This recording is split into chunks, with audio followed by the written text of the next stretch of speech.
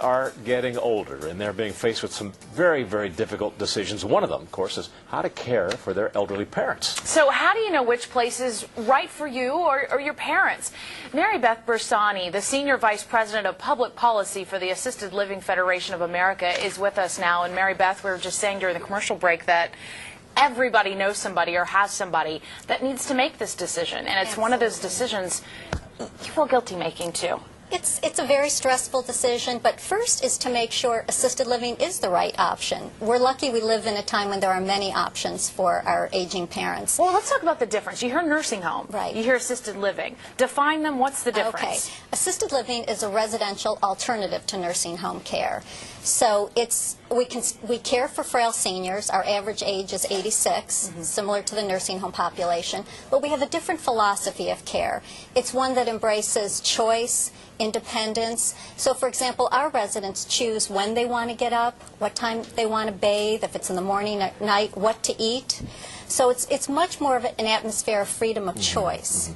There comes a time where choice is no longer an option. When people become too frail or too, demented or whatever to make those choices for themselves. How do you make that choice for them, and how do you break it to the children who are caring for their parents? Right. When somebody becomes memory impaired, I agree with you, then people need to step in and make their choices. And that's very hard. I was an executive director of an assisted living community, and you would mention the word dementia care, and families would just pull back. No, not my mother, not my father. At that time, you need to move someone to what we would call a secured floor, where there are locks on the door so that somebody is, if they're in elopement risk, they can't do that, but they can still have the same quality of life, the same good food, eating off of china, the same flowers on the table.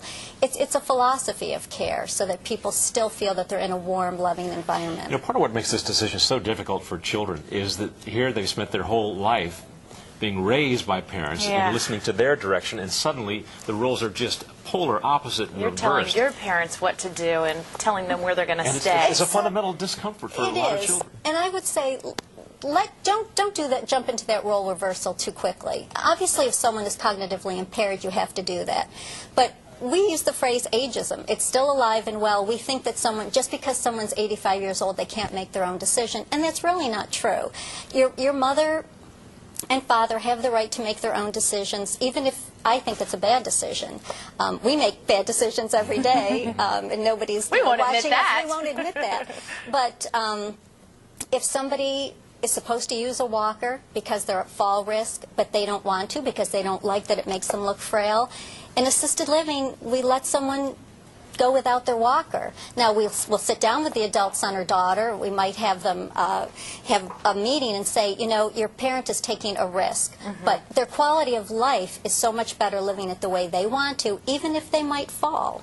So it's hard sometimes for the adult children to relate to that, but we can't protect our parents from bad things. You can only do so much. But how do you know even where to start to begin, which one is the best? Okay. There's so many out there, and you hear so many horror stories. I know not everyone is like the things you hear in the news, but it scares you to think, are we going to leave my mom here? Absolutely. I hear these stories, and I just want to, keep her in my house, which a lot of people can't do, And it's maybe not the best place for her, because she's isolated.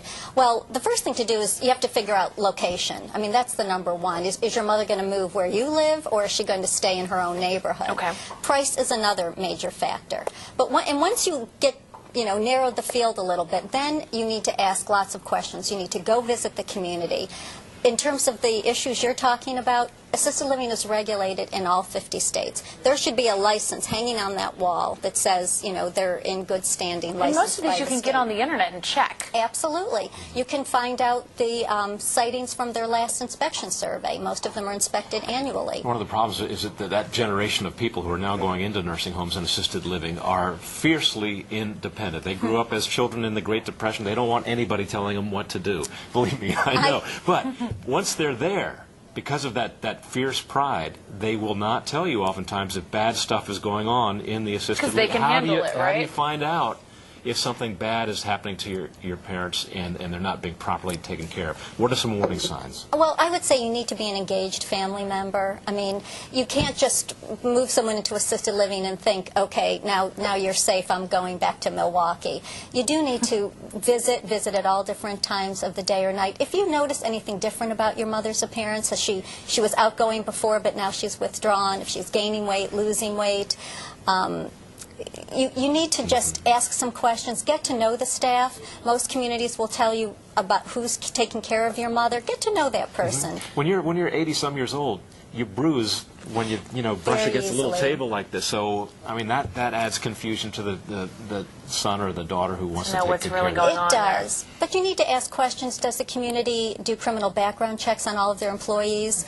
Our studies show 97% do, but you want to ask that question. Do they train their staff on elder abuse? So you know that the staff are trained that if they see a bruise, they're going to call and report it. What about other red flags? If I'm investigating witch homes and say I have 5 I'm going to visit with my mom or my dad, what should I look out for if the nursing home or assisted living program doesn't give me access to? What should every one of them say? Yes, you could walk in over here.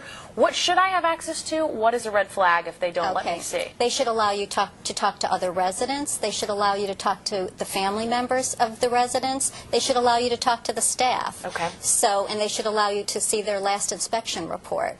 Really, almost anything except personal files of the residents. And So if that doesn't happen, you should if that go doesn't happen, elsewhere. right, and you should be able to go visit any time, day or night. You shouldn't have to make an appointment, and I recommend that, visiting different hours. And what do you recommend to those children who are just really stressed out by the fact that their parents are being put into assisted living?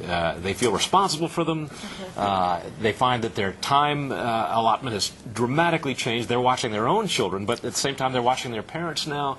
It is incredibly stressful. It is very stressful, but what I'll say is all of our research and our interviews, people are so much happier when they move into assisted living, because what you find is at 85, sometimes people are living on the downstairs of the house because they can't go up the stairs. They're eating tea and toast because they can't cook, and they're not seeing anyone.